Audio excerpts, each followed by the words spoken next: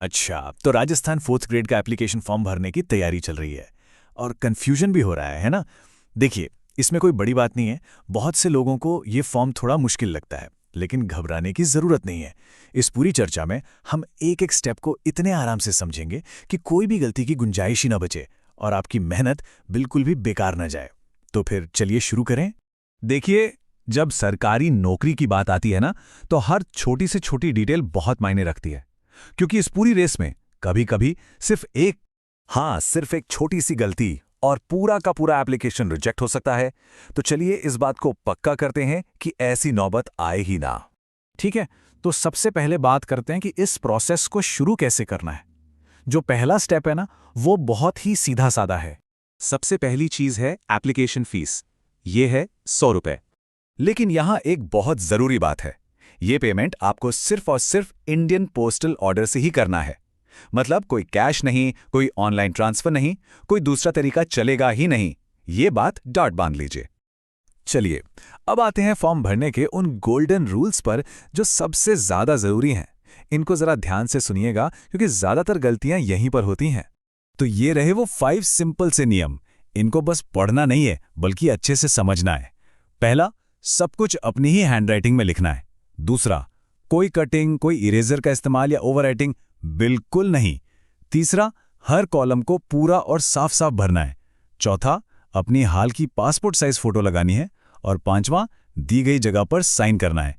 देखिए, ये सब आपकी सीरियसनेस को दिखाता है। और हाँ, फोटो और साइन, इन पर अभी और बात करेंगे।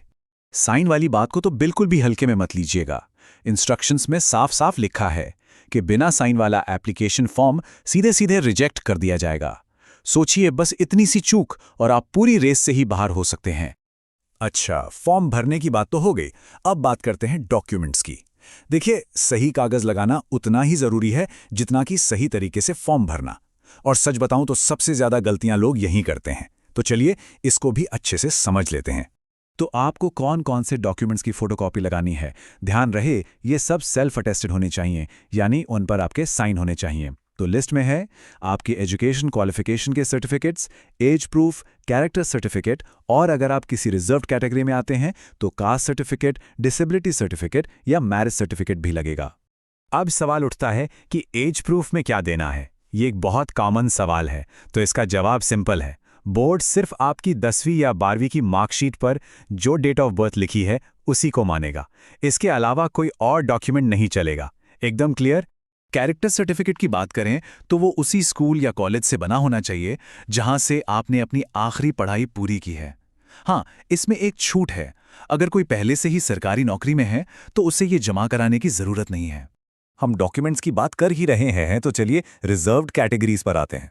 यहां के नियम और भी ज्यादा स्पेसिफिक हैं और यहां की गई एक छोटी सी गलती भी रिजर्वेशन के क्लेम को खारिज करवा सकती है। तो बहुत ध्यान से सुनिएगा। अच्छा, अब एक प्रो टिप, खास तौर पर शादीशुदा महिला एप्लीकेंट्स के लिए। जो कास्ट सर्टिफिकेट लगाना है वो आपके पिता के नाम से बना हुआ होना चाहिए। पति के नाम से जारी किया गया सर्टिफिकेट वैलिड नहीं माना जाएगा। ये बहुत बहुत जरूरी पॉइंट है, वरना रिजर्वेशन का फायदा नहीं मिल पाएगा। इस बात का खास ख्याल रखना है। अगर कोई डिसेबिलिटी कैटेगरी में अप्लाई कर रहा है तो फॉर्म में इस कैटेगरी को विशेष योग्य जन श्रेणी लिखा गया है, तो आपको इसी टर्म पर ध्यान देना है। और इस कैटेगरी में एलिजिबल होने के लिए एक ऑथराइज्ड मेडिकल ऑफिसर से सर्टिफाइड कम से कम 40% की डिसेबिलिटी होना जरूरी है। फॉर्म में आपकी डिसेबिलिटी की सब कैटेगरी के लिए एक स्पेसिफिक कोड भी होगा। जैसे विजुअली इम्पेयर्ड यानी दृष्टि बाधित के लिए ए है और हियरिंग इम्पेयर्ड यानी श्रवण बाधित के लिए बी। तो फॉर्म में दिए गए कोड्स को बहुत ध्यान से देखकर ही भरना है। चलिए, अब हम पहुंच गए हैं सबसे आखिरी और शायद सबसे जरूरी पड़ाव पर। वो है सबमिट करने से ठीक पहले की फाइनल चेकिंग। ये वो आखिरी मौका है जब आप किसी भी गलती को पकड़कर उसे सुधार सकते हैं। तो लिफाफा बंद करने से पहले 1 मिनट रुकिए और एक फाइनल चेकलिस्ट बनाइए। क्या फॉर्म पर साइन है? टिक। क्या सभी डॉक्यूमेंट्स की सेल्फ अटेस्टेड फोटोकॉपी लगा दी है? टिक। क्या 100 रुपए का पोस्टल ऑर्डर अंदर रख दिया है? टिक। और हाँ, क्या अपने रिकॉर्ड के लिए एक फोटोकॉपी अपने पास रखी है? यह भी जरूरी है। और सबसे बड़ी बात, अपने ओरिजिनल डॉक्यूमेंट्स भूलकर भी मत भेजना। इस मामले में बोर्ड की चेतावनी भी एकदम साफ है।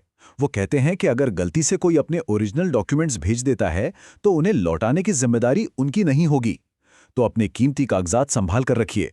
भेजनी है तो सिर्फ फोटोकॉपी। तो इन सभी बातों को ध्यान में रखने के बाद क्या अब आपका एप्लीकेशन फॉर्म सिलेक्शन के लिए तैयार है?